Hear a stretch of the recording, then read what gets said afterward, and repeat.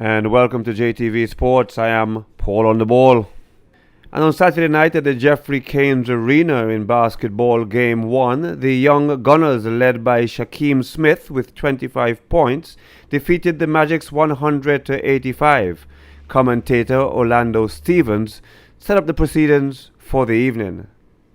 Yes, ladies and gentlemen, a pleasant good evening to you and welcome to Summer Jam 2012. Today being October 20th, 2012 here at the Geoffrey Caines Arena. We get it set for a 3-game series this evening. In our first game, we're going to have the Magic up against the Young Gunners. Second game, Let's Get It, and Game Over. And the third and final game, Set It Up against Up to the Time. That's going to be the main event this evening. But as we're ready to kick off right now, our first game is Magic up against the Young Gunners. Paul on the ball, take it away. By the halfway mark, it was Nathaniel Malone and his Young Gunners who had begun to dominate in the game, as Malone explained at the half that his team were playing very good defense. Basically, they were hustling a lot, diving for every ball, going at every loose ball, every fly ball. So the defense is what give it the league, but I just want them to keep it up at the end of the game and go with a victory. It was the defense of the Young Gunners who got even better in the second half, as the Magics found their shots being rejected, as young Shaquoi George, who had a double-double in the game with 17 points, 10 rebounds, had 2 huge blocks. I spoke with the Magic's losing coach, Mr. Mark Vanterpool, who felt that despite the loss and his inability to make the 2012 playoffs, his team had a learning curve and would do well the following year. In the first quarter, the game was really a blowout. We were down by about 20 or 30 points, but to me, they played good in the second quarter. They really come back, bring the game by 10, and they play really good and aggressive. For future games, I could say Magic need to play as a team, and as long as they play as a team, everything will be all right. When they gel together, they play real good. It's a very good team. I don't think we'll be making the playoffs. We were supposed to win this one and the other game coming. Looking forward to growth for next year. Next year, a much stronger team. Very strong inside and outside game going to be awesome. Meanwhile, winning coach Nathaniel Malone felt his team was on track for the playoffs. It all started from a defensive effort, you know. I tell them we needed this game to make it in the playoffs, so everybody come out and give their best, and that's why I want from day one. They're building the chemistry together as they play along, so hopefully by playoff championship, it'll be like nothing. And in Game 2, Mr. Irvin Red's Telemac showed why his team Let's Get It is ranked number 1 in the B division. Meeting their toughest opponents for the season, Mr. Telemac called a timeout and reminded his team that this was not a baby game. It was time to play tough basketball. Watch all the shooting, get the ball passing, and let the game come to us. Do not go after the game, let it come, it will come. The game will come. We have to box out, we cannot give them no second chances, box out. Play tough, this is not a baby game team. Play tough. In the end, though, Let's Get It proved too tough as they defeated Game Over 78-66. I spoke with Coach Milton O'Neill and his star player, Paul Bridgewater. My opponent, DeAndre Raymer, he came out and he was looking for me to get chance in the game, and it was hard. So I tried to pass at the end, but playing defense, it was still hard, so I had to fall out. That's what we done. I also spoke with the winning coach of the evening, Mr. Irvin Reds Telemac. Game Over came with a game plan. They were more aggressive than me in the first half. My team were trying to play their game, which was wrong. They're better at their game than we at their game. All we had to do was change the game to our game, and we control the pace of the game. We had about a month off, so the team come back a little rusty. So that game wake us up a little bit. Next game we can be ready. We play our game from Jet and let's see how we go.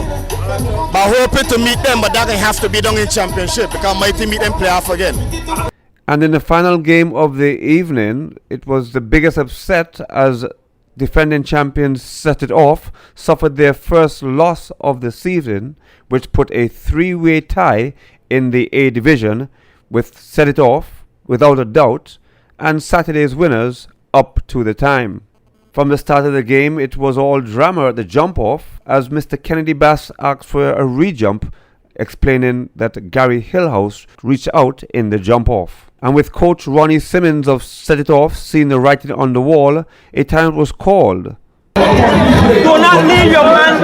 Get the ball. Find your man right away. Play your man. Don't look to play. Don't play your man. Don't leave them guys.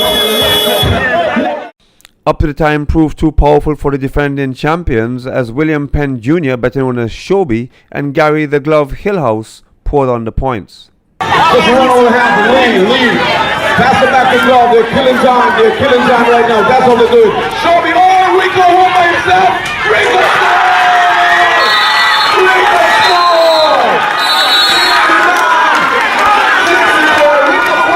Home by himself. Just easily to the touchdown. And scoring here off the down. With 52.6 seconds left. Let's see.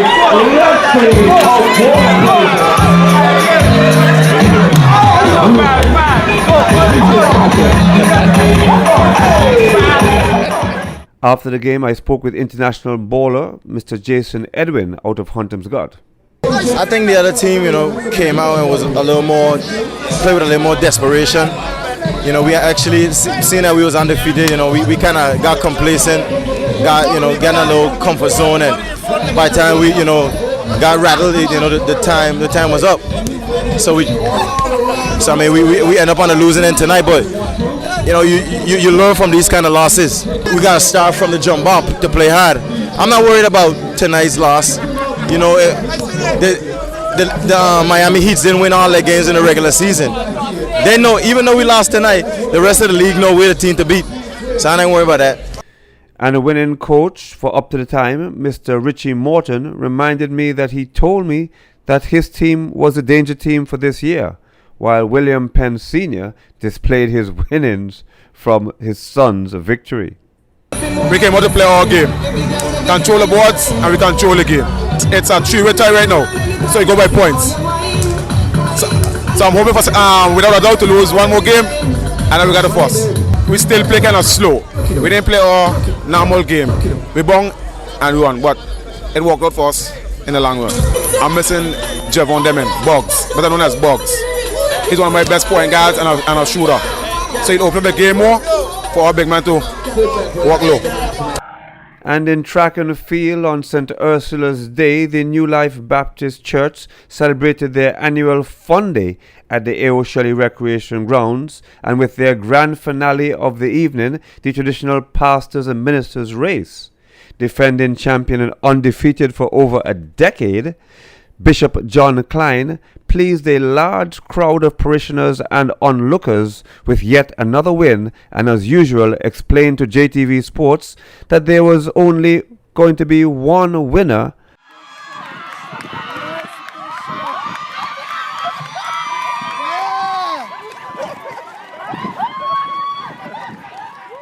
Tell us the secret. How do you continue doing it over and over again? What's the secret?